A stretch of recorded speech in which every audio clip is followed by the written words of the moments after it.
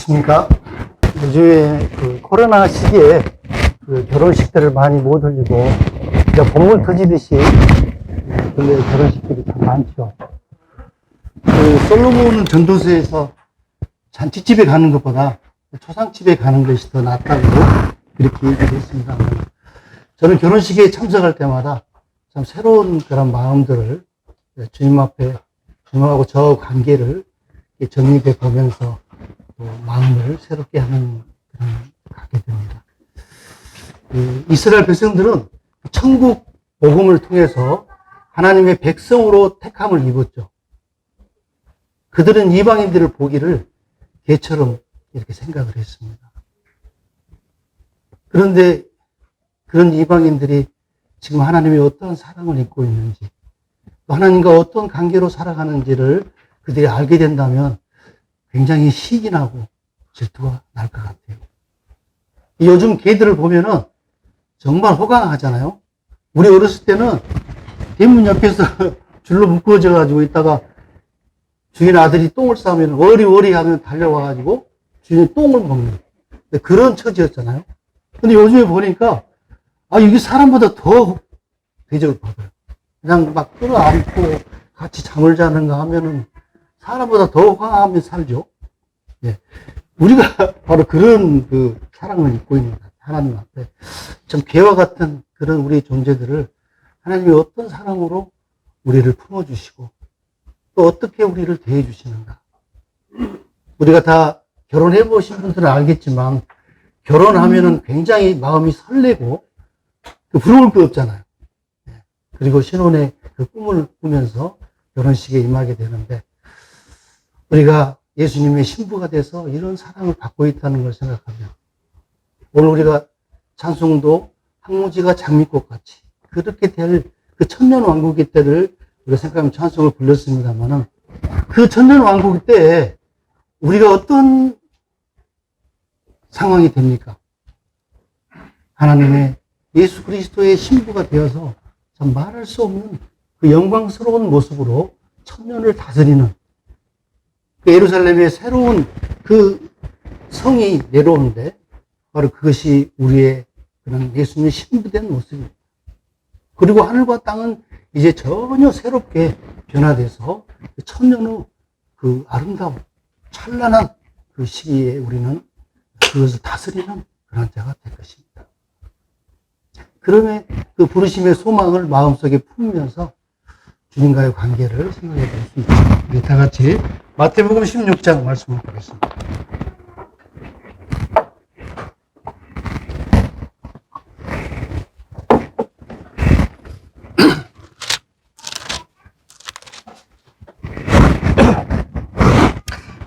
이 마태복음 16장에 보면은 우리 주님께서 참 중대 발표를 하시는 것을 볼 수가 있는데 굉장히 중대 발표를 한다 하면 기가 솔깃해지잖아요. 이스라엘 백성들이 하나님의 백성으로 택함을 입어서 율법으로 다스리심을 받았는데 이제 주님께서는 아주 중대한 발표를 하십니다. 그러니까 주님은 이 땅에 오셔서 이 세상을 사시면서 온전히 하나님의 그 일을 이루시고 하나님의 뜻을 성취하는 데 온 마음을 다하셨잖아요.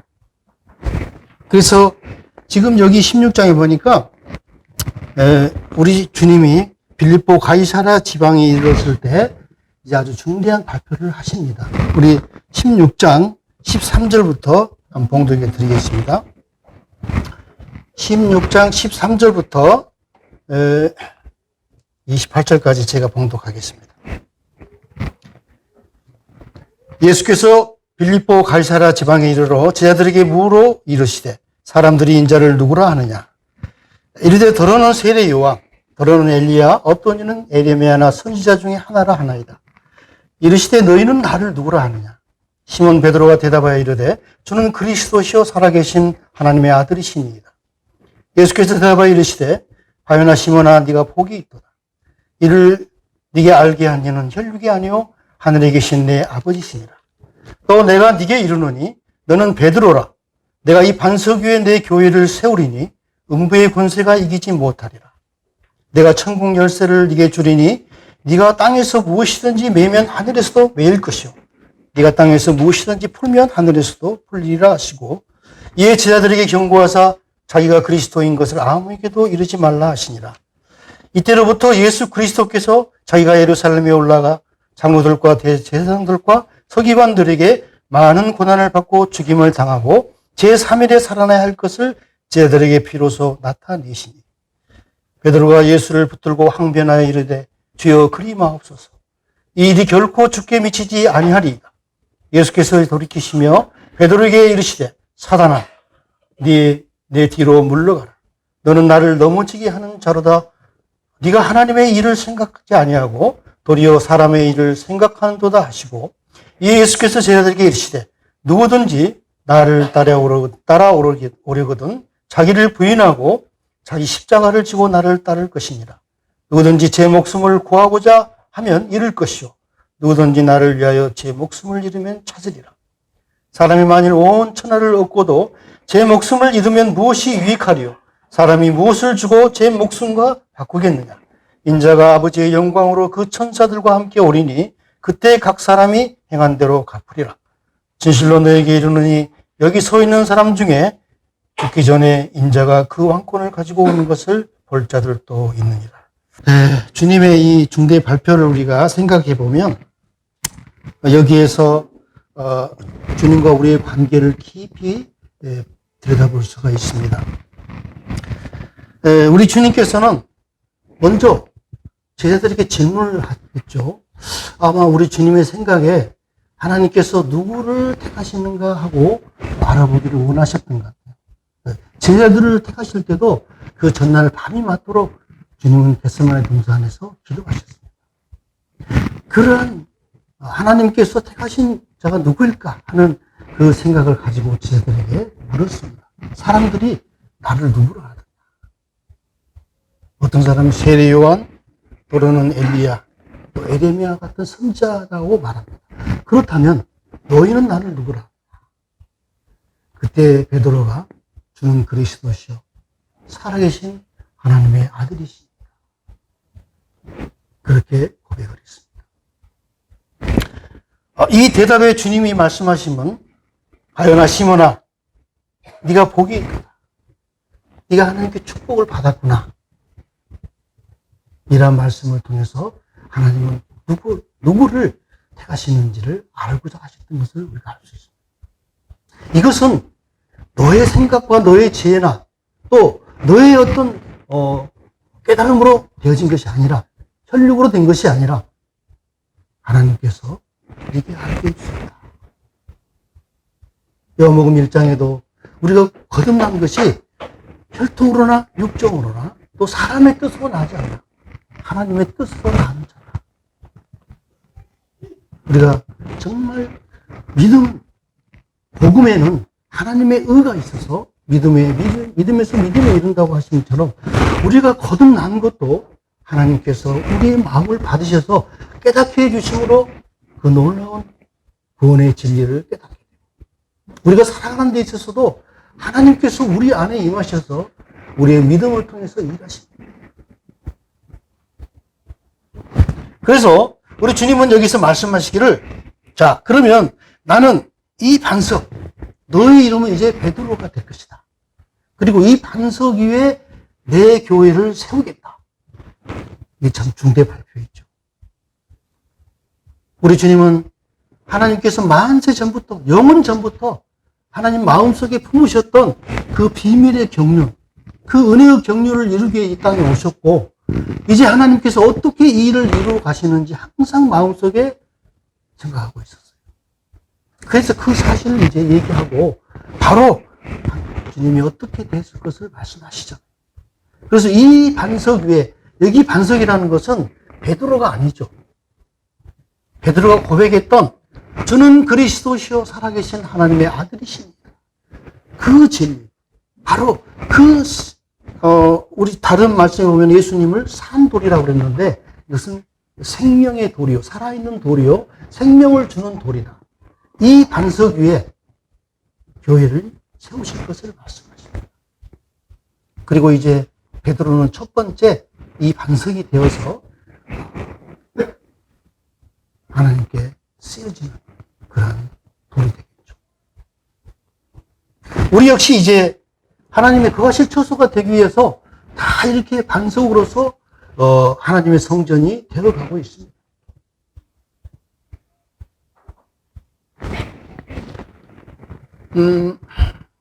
우리 계시록 한번 봐볼게요. 계시록 21장을 한번 보겠습니다.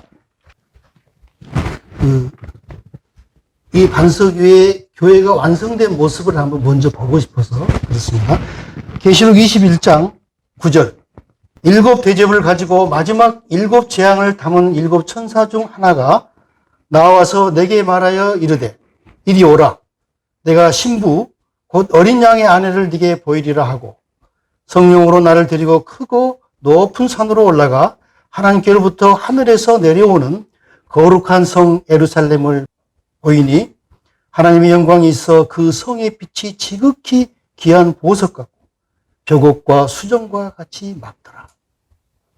자, 이 뒤에 보면은 쭉 그 성에 대해서 각종 보석을 예로 들어서 이렇게 말하고 있습니다.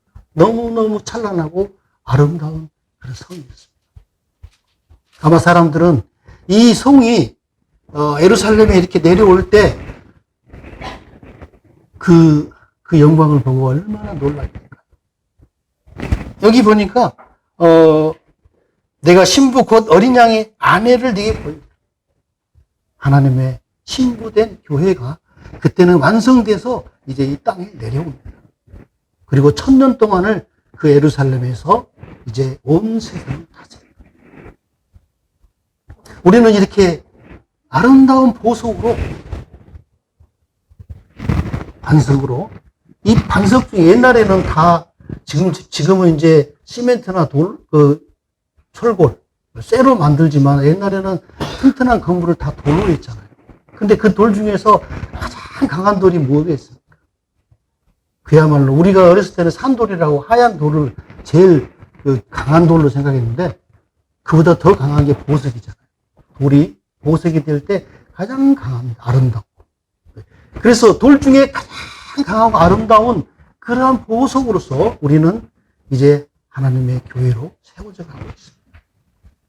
우리는 다 하나님 앞에 지극히 귀한 보석. 이렇게 그리스도의 신부된 이치가 너무너무 영광스럽고 귀한 것입니다. 그래서 이 교회는 그리스도의 몸이죠. 그리스도를 나타내는 몸이고 또 하나님께서 이 교회를 통해서 하나님의 일을 이루시는 도구가 돼야 돼요.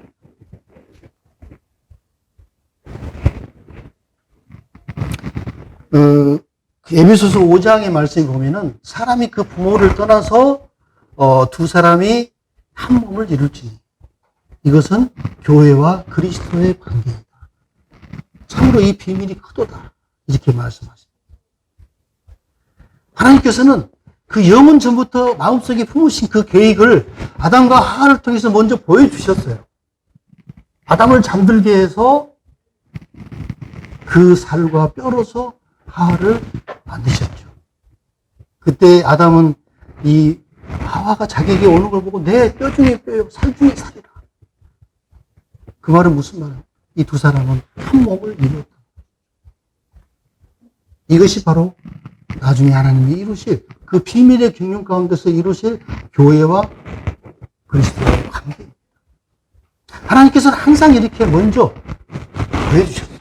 저는 창세기를 볼 때 아브라함이 하나님께 부르심을 읽고 약속을 받을 때 15장에 내 후손들이 애굽에서 종살이를 하게 될 것이다. 400년이 넘게 종살이를 하게 됩니다. 그리고 나서 4대 만에 돌아오게 될 것이다. 내가 너에게 약속한 땅으로 돌아오게 될 것이다. 이걸 무엇을 보여주겠습니까?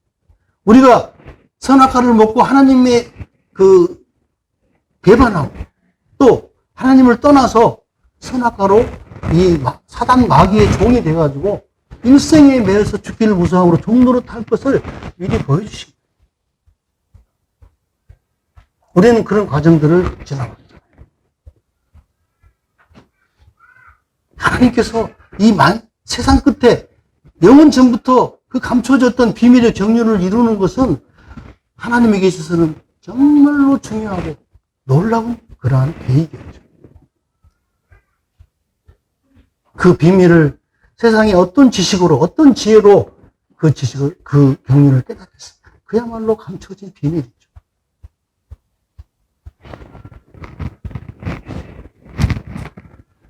네, 그런데 우리 다시 이제 마태복음으로 돌아가고요. 마태복음 16장.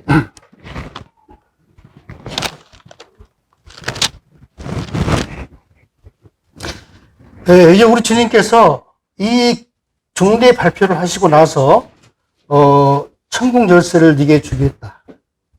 이 말은 무슨 말입니까? 이 비밀이 이제 너희를 통해서 비밀이 밝혀지고 그 비밀을 닫혀주고 문이 열쇠가 될 것이다.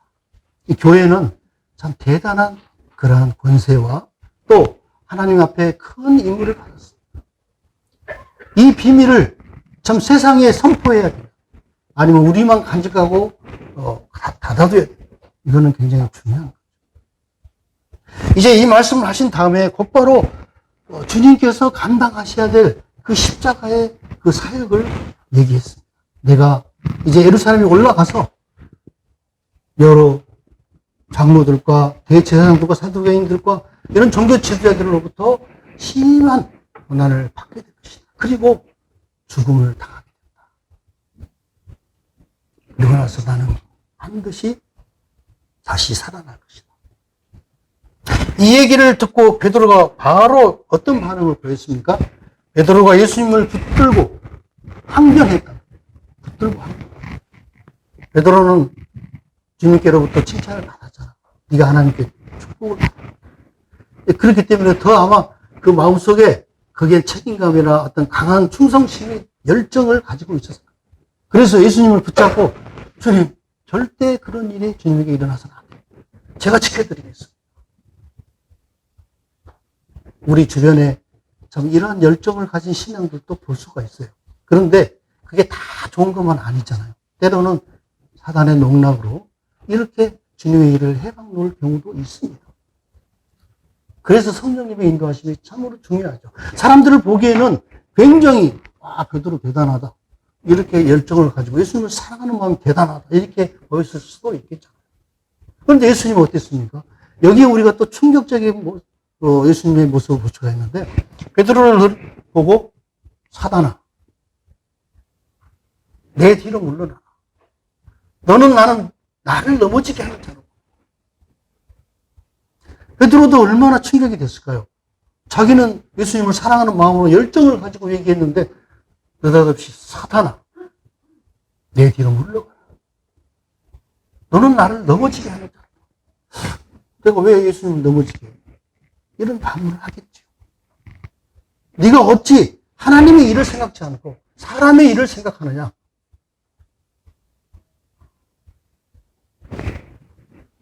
때로는 우리가 하나님의 역사를 볼 때 사람들이 생각하는 전혀 반대로 하나님이 일하시는 경우가 있습니다. 왜? 사람들은 그 일을 저질러 놓으면 감당할 수 없지만 하나님께서는 그걸 반전으로 해서 더 크고 더 중대한 역사를 이루시는 분이기 때문에 예수님이 십자가에 죽으시는 것도 그랬습니다. 많은 예수님을 따른 사람들에게 얼마나 실망감을 줬습니까? 하나님의 아들이신 그분이 어찌 사람들에게 이렇게 조롱을 당하고 힘없이 약한 존재로서 이렇게 보여지는 비웃음과 조롱을 할 수가 없어요. 주님이 그 무덤 속에 묻히는 순간까지 많은 사람들은 그 나사렛 예수의 일당들을 조롱했어요. 비웃었어요. 3일 후에 일어날 그 반전을 누구도 알지 못했습니다. 때로는 우리가 사업에 실패할 수도 있고 또 심한 고통으로 질병을 앓을 수도 있습니다. 그러나 우리는 결코 낙심할 수 없어요. 왜? 우리의 삶은 하나님의 손에 있기 때문에. 그것으로 낙심하여 넘어지게 하는 것은 사탄이고 그걸 통해서 하나님의 놀라운 역사를 이루시는 분은 하나님이십니다.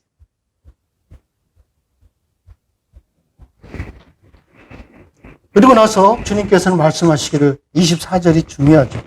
예수께서 제자들에게 이르시되 누구든지 나를 따라오려거든 자기를 부인하고 자기 십자가를 지고 나를 따를 것이다. 이것도 굉장히 중요한 그런 발표. 예수님의 이 말씀 속에 신앙의 비밀이 있습니다. 하나님 계획을 이루기 위해서는 예수님이 져야 될 십자가가 있고 또 우리들이 져야 될 십자가가 있습니다. 예수님이 져야 될 십자가는 어떤 십자가였나요? 우리가 선악과를 먹었을 때 우리는 그 어둠의 그 권세 아래 우리 스스로를 빠뜨렸습니다. 그 미혹에 빠졌죠. 죄라는 게 뭐가 있습니까? 죄하면 보통 사람들은 우리가 서로 살아가면서 남을 미워하고 시기 질투하고 도적질하고 거짓말하고 이러한 것을 떠올립니다만 이거는 종교적인 그런 죄입니다. 이 죄라는 것이 종교적인 형태에서는 이렇게 사람들끼리의 문제를 얘기하면서 죄라고 말하죠. 그러나 참된 성경에서 말하는 죄는 하나님과 우리의 관계를 죄로 지정하고 있습니다. 하나님과 우리의 관계가 틀어지게 된 거죠. 어떻게 틀어졌습니까? 선악과를 먹으면서 이제 이 최초로 죄를 졌던 루시퍼도 네가 지은 바쁜 말에 에스겔서 28장에 보면 네가 지은 바 너도 하나님께 지은 바 그런데 그 루시퍼가 나는 나다. 나는 나로서 내 자신을 세워서 당신 하나님과 같이 되겠다. 이게 얼마나 무서운 죄입니까?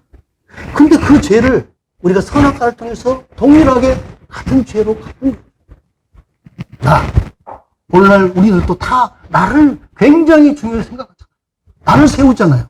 내가 조금이라도 상처받으면 막 화가 나고 자존심이 상하면서 막 그러잖아요. 세상은 그 자존감이나 자존심을 굉장히 높여줍니다. 그걸 굉장히 중요하게 생각합니다. 그러나 예수님 안에서는 이것이 우리에게 굉장히 중요한 죄입니다. 이 죄의 근본이 이 참과 거짓으로 나눠지는데 하나님 앞에 모든 것이 다 참된 것이었죠. 왜? 하나님 만드신 모든 것이 참되고 그 안에 있는 모든 것이 다 참됐습니다. 그런데 그 중에 하나가 이제 참에서 떨어져 나와가지고 거짓이 되는데 그게 어둠이 되는 것입니다. 하나님과 관계를 틀어서 우리도 동일하게 그렇게 살아왔었죠. 나를 세우고 나 자신을 하나님 앞에 내보이려고 하고 나를 좀 떳떳하게 해가지고 하나님 앞에 떳떳해지는 그런 존재로서 나가려고 합니다. 그래서 이 죄는 하나님과의 관계를 틀어지게 하는 것이고 그 관계를 바르게 하는 것이 하나님과의 관계가 회복되는 것입니다. 그래서 우리가 거듭났다 할지라도 예수님을 따라오려거든 하나님께서 이 땅에 세우는 교회의 일원이 돼서 예수님과 함께 일을 하려거든 자기를 부인하고 다른 말로 표현해서 자기를 버리고 나를 버리고 사실 나를 버린다는 것은 굉장히 아쉬움이 남고 참 큰일 날 것처럼 생각이 듭니다. 그러나 그렇지 않는 것이 반전을 이루시는 하나님이십니다. 나를 버렸을 때 바로 예수님을 얻는 것이죠. 예수님이 한 몸이 되고 예수님 하나가 되는 것 이건 나를 버리는 것이죠. 나를 버리고 내 십자가를 지는 것 십자가를 진다는 게 우리가 져야 될 십자가 바로 여기 있습니다. 나를 죽이는 것 나를 예수님을 부인해서 예수님만을 인정하고 그분의 생각과 뜻에 따르는 이게 바로 십자가를 지는 것이죠. 그래서 우리가 지는 십자가는 믿음의 십자가지 우리가 삶을 통해서 힘들게 살아가는 그 십자가는 아닙니다. 물론 때로는 하나님께서 이런 것들을 배우게 하기 위해서 힘든 과정들을 역경을 허락하시기도 합니다만은 우리가 믿음으로 겸손한 마음으로 그 나다나엘처럼 간사함이 없는 그런 마음을 가진다면 이런 고난과 역경이 없이도 하나님과 바른 관계로 회복될 수도 있죠. 그래서 모두가 다 힘든 고난과 역경을 통해서 하나님과 바른 관계로 회복되는 건 아닙니다.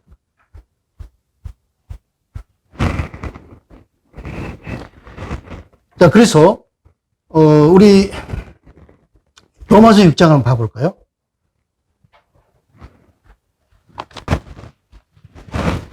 로마서 6장, 7장, 8장은 우리 거듭난 그리스도인들에게 굉장히 중요한 복음의 비밀을 우리에게 알려주고 있는데, 이 6장에서는 그리스도와 함께 죽고 함께 연합돼서 부활에도 연합되는 그 과정을 우리에게 설명해 주고 있어요. 이게 우리 신앙에서 굉장히 중요한 과정입니다.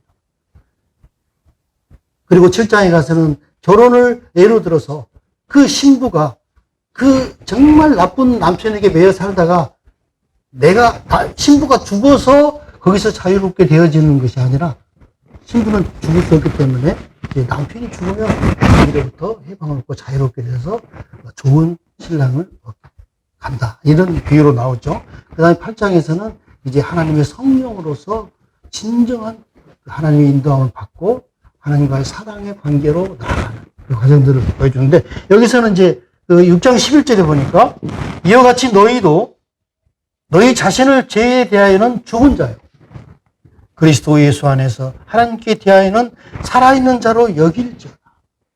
여기서 말하는 죄, 좀 전에 제가 설명했던 것처럼 하나님과의 틀어진 그 관계, 그것을 말하는 죄입니다.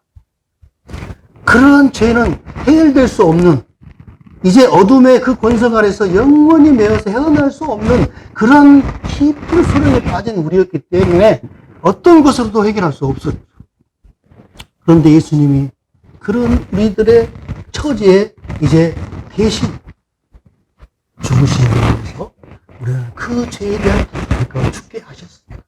그래서 내가 죽지는 않았지만, 내가 그 고난의 십자가를 지지 않았지만 예수님이 나를 위해서 죽으셨다는 그 사실, 내가 그리스도와 함께 십자가에 못 박혔나니 이제 죄에 대해서 내가 죽었다는 사실을 인정하는, 여길지어다. 거기에 대해서는 이제 내가 죽었고 다시 새로운 피조물로, 새 것으로 지음을 받았는데 이제는 하나님께 대하여 살아있는 자. 이 말은 무슨 말이냐면 이제 내 생명이 그리스도의 생명으로 하나가 됐다. 옛날 나는 이미 십자가에서 죽었기 때문에 그리스도 하나 된 새 생명 가운데 살아가는 것이다. 하나님께 대하여 산 자다. 다시 말하면 하나님으로 인해서 사는 삶이다. 이 말씀이죠.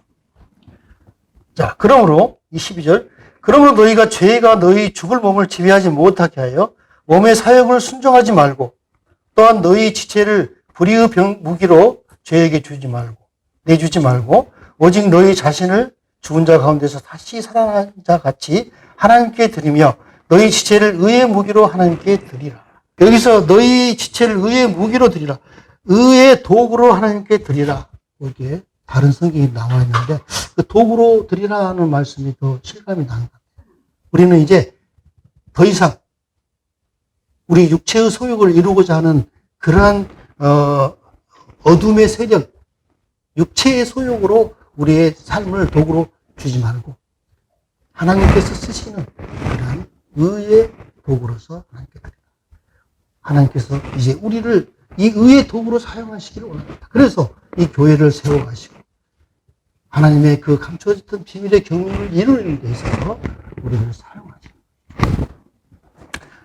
그리고 자, 5절이 6장 5절에도 만일 우리가 그의 죽으심과 같은 모양으로 연합한 자가 되었으면 또한 그의 부활과 같은 모양으로 연합한 자도 되리라. 자, 우리는 거듭나서 구원받고 나서 그의 죽으심과 같은 모양으로 연합한 자가 되었다는 것은 정말 실감도 하고 감사가 되어지고 또 그로 인해서 참 항상 하나님께 감사하는 마음이 있죠. 아, 내 대신 예수님 죽으셨다. 나는 이제 예수님 내 대신 죽으셨기 때문에 나는 죄인이 아니다. 이거는 우리가 잘 알고 있다. 근데 그와 같은 것처럼 그의 부활과 같은 모양으로 연합한 자도 된다. 이 말은 무슨 말입니까? 이제 부활의 생명에 연합한 자가 되었으면 과거에 내가 죽었던 나는 이제 없습니다. 근데 계속해서 그 죽었던 나가 나를 계속 주장하고 이 나가 살아있고 나를 자극하는 것에 예민하게 반응하고. 그렇지 않습니까? 그래서 우리의 신앙은 바로 이 부활의 생명에 연합된다는 사실과 그런 내 자신을 계속 부인하는 것. 이건 아니다.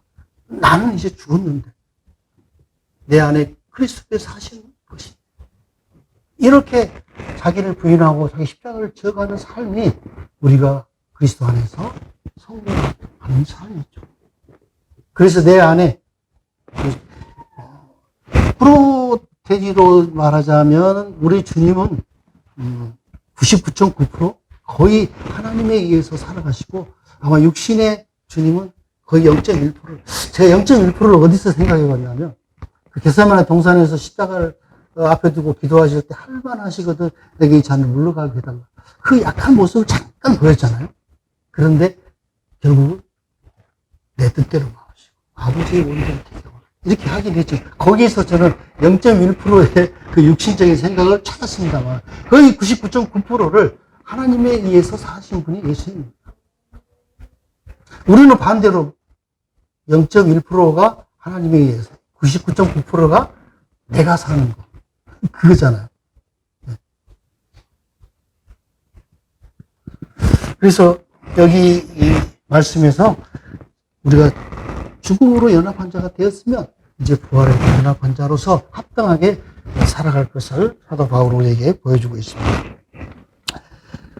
세상은 사실 그 머리 되는 사탄에 의해서 영향을 받고 있기 때문에 참 시기, 질투, 거짓과 이선과 가식과 너무너무 요즘 우리가 보면은 거짓이 정말 온 세상을 다 뒤덮고 있잖아. 참이 무엇인지를 모르겠어요. 서로 참이라고 내세워 주장하고. 거짓이 오히려 그 진짜 생화보다도 우리가 만들어진 그 있잖아요. 그게 더 아름답고 그렇잖아요. 세상이 이렇게 돼버렸어요.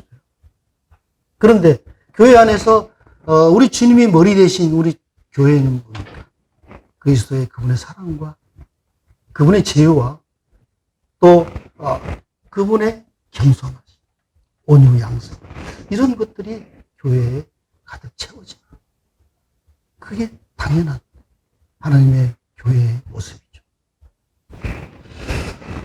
그래서 요한복음 에베소서 1장 23절에는 그 교회는 그의 몸이니 만물을 충만케 하신 자의 조상이 된다.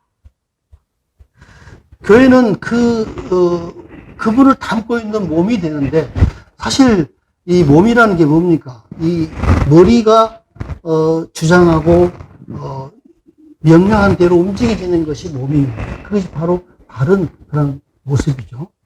그렇기 때문에 교회는 만물을 충만케 할 수 있는 그분의 충만이 돼요.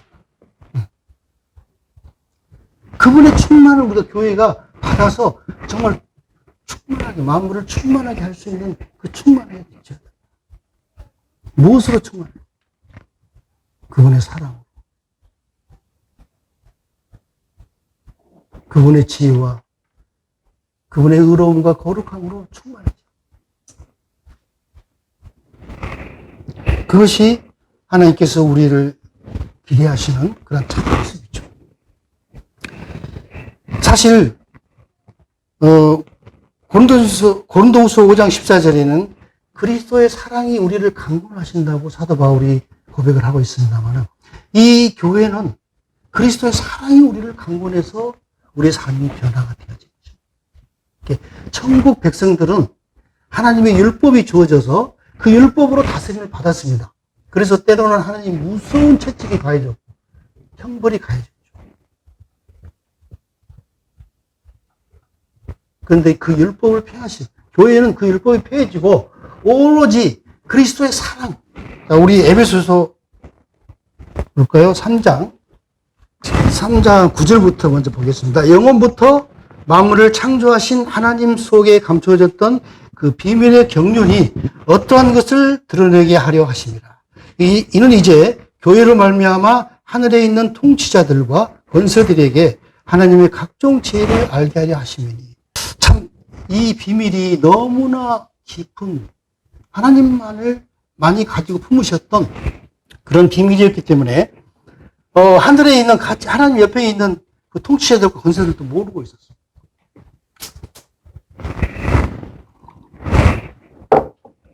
그런데 이제 하나님께서 이 교회에게 그 말할 수 없는 그 은혜와 사랑을 주셔서 이제 그 사랑의 역사를 이 교회에서 꽃피워서 하나님의 그 풍성함을, 하나님의 충만함을 이제 하늘에까지 다 알리실 것을 계획하시죠. 자, 12절. 우리가 그 안에서 그를 믿음으로 말미암아 담대함과 확신을 가지고 하나님께 나아감을 얻은. 그러므로 너희에게 구하노니 너희를 위한 나의 여러 환난에 대하여 낙심하지 말라. 이는 너희의 영광이니라. 사도 바울이 제할 십자가입니다만은, 자, 14절부터 또 봅시다. 이러므로 내가 하늘과 땅에 있는 각 족속에게 이름을 주신 아버지 앞에 무릎을 꿇고 비노니 그의 영광의 풍성함을 따라 그의 성령으로 말미암아 너희 속사람을 능력으로 강건하게 하옵시며 믿음으로 말미암아 그리스도께서 너희 마음에 계시게 하옵시고 너희가 사랑 가운데서 뿌리가 박히고 터가 굳어져서 능히 모든 성도와 함께 지식에 넘치는 그리스도의 사랑을 알고 그 너비와 길이와 높이와 깊이가 어떠함을 깨달아 하나님의 모든 충만하신 것으로 너희에게 충만하게 하시기를 구하노라.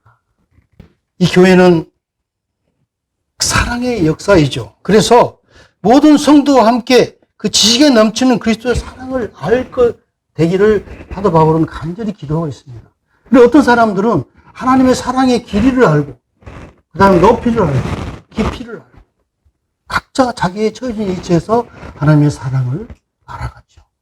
이런 사랑들이 이제 같이 합해서 보여졌을 때 참 우리는 마음을 열 수밖에 없고 하나님 앞에 참 겸손하게 그 뜻에 순종할 수밖에 없습니다. 율법은 그런 강한 법으로서 다스렸기 때문에 그 어떤 부작용을 낳습니까? 우리가 그 바리새인이나 사두개인을 보면 알 수가 있어요. 사람들은 그들을 존경하고 대단하게 봤지만 예수님이 보실 때는 그 속에 해칠한 무덤처럼 썩은 냄새가 나고 아주 부패할 대로 부패해진 그 모습을 본 거예요. 율법은 이렇게 가식적이고 이성적으로 사람을 만들어버려요. 그러나 사랑은 어쩝니까? 사랑은 내면에서 변화가 있습니다. 처음에는 좀 거칠어 보이고 처음에는 좀 제대로 틀어진 그 모양이 갖춰지지 않는 모습이지만 그 내면에서 차츰차츰 변화가 일어나면 이제 나중에 겉으로 드러날 때는 모든 사람들이 거기에 합당합니다. 그러한 변화가 일어나는 것이죠. 바로 사랑은 그렇게 우리를 변화시킵니다. 교회는 하나님께서 그러한 사랑으로서 우리를 변화시키기를 원하십니다. 많은 교회들이 이렇게 율법적으로 하기 때문에 외식적이고 가식적인, 밖에서는 그냥 마음 놓고 흐트러진 삶을 살다가 교회에 오면은 그냥 굉장히 경건하게 모습 바꾸지. 교회 와서 그렇게 바꿀 필요 없습니다. 있는 모습 그대로 보이세요. 우리는 그런 모습을 그대로 받아야 됩니다.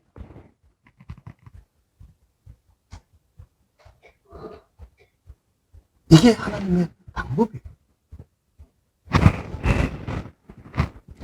그래서 바로 이렇게 사도 바울이 기도한 것처럼 이 모든 성도와 함께 지식이 넘치는 그리스도의 사랑을 우리의 생활 속에서 하나하나 깨달아 가야죠. 마지막으로 빌립보서 3장 8절을 보겠습니다. 또한 모든 것을 해로 여김은 내 주 그리스도 예수를 아는 지식이 가장 고상하기 때문이라. 내가 그를 위하여 모든 것을 잃어버리고 배설물로 여김은 그리스도를 얻고 그 안에서 발견되려 함이니. 우리 삶에서 그리스도를 얻고 그 안에서 발견되어지는 것이 신앙의 목표입니다. 그리스도를 얻는다는 것은 내 안에 그리스도께서 형성되어져 가는 것이죠. 그리고 나는 갈수록 기억조차 할 수 없는 그런 존재로서 세례 요한이 고백했던 것처럼 그는 흥해야 돼. 나는 세워야지. 이 고백이 우리 삶 속에서 이루어져. 그래서 사도 바울도 그 10절에 보니까 내가 그리스도와 그 부활의 권능과 그 고난의 참여함을 알고자 하여 그의 죽으심을 범하되 어떻게 해서든지 죽은 자 가운데서 부활에 이르게 하노니 내가 이미 얻었다 함도 아니요 온전히 이뤘다 함도 아니라 오직 내가 그리스도 예수께 작품받은 그것을 잡으려고 달려가노라. 사도 바울 역시도 그것을 다 이루어졌다고 생각지 않았습니다. 끊임없이 바로 그리스도를 내 안에서 이루게 하시고 나는 거기에서 점점점 없어지는 그 과정을 사모했던 그것을 향해서 지금 사도 바울이 달려가고 있는 모습을 볼 수 있습니다. 마지막으로 로마서 12장에 보니까 1절에 그 형제들 내가 너에게 권한다. 너희 몸을 하나님이 기뻐하시는 거룩한 산 제사로 드리라. 이는 너희의 드릴 영적 예배니라. 너희가 이 세대를 본받지 말고 오직 마음을 새롭게 함으로 변화를 받아서 하나님의 선하시고 기뻐하시고 온전하신 뜻이 무엇인지 분별하도록 하라. 거기에서 너희 몸을 거룩한 산 제물로 드리라. 이 말은 우리의 삶을 그냥 헌신하고 희생하고 그런 것이 아니죠. 지금까지 얘기해왔던 자기 십자가를 지는 것, 자기를 부인하는 것입니다. 나를 하나님께 그냥 제물로 드려서 하나님 예수님 나를 주시다는 것을 그대로 인정하고 받아들이는 삶이 되어지는 그것이 내 자신을 드리는 삶입니다. 우리가 매주일 날 이렇게 나와서 떡과 잔을 떼는 것만으로 우리가 예배 드리는 거 아닙니다. 우리의 삶 속에서 우리 자신을 하나님께 드리는 것, 믿음으로 드리는 것, 이것이 영적 예배다. 그리고 그 바로 뒤에 해석하기를 이 세대를 본받지 않고 마음을 새롭게 해서 하나님의 기뻐하시고 선하시고 기뻐하시고 온전하신 뜻이 무엇인지를 하나님이 가장 기뻐하는 제사, 하나님이 가장 기뻐하는 것은 우리 자신을 버리고 내 십자가를 지고 그리스도께서 내 안에서 행하시도록 맡기는 그 믿음을 가장 기뻐하십니다. 그것을 통해서 하나님의 역사를 이루시게 됩니다. 우리 교회가 바로 그러한 각각 개인적인 삶 속에서 그 믿음 가운데 우리가 살아갈 때 좀 놀라운 충만함이 우리 가운데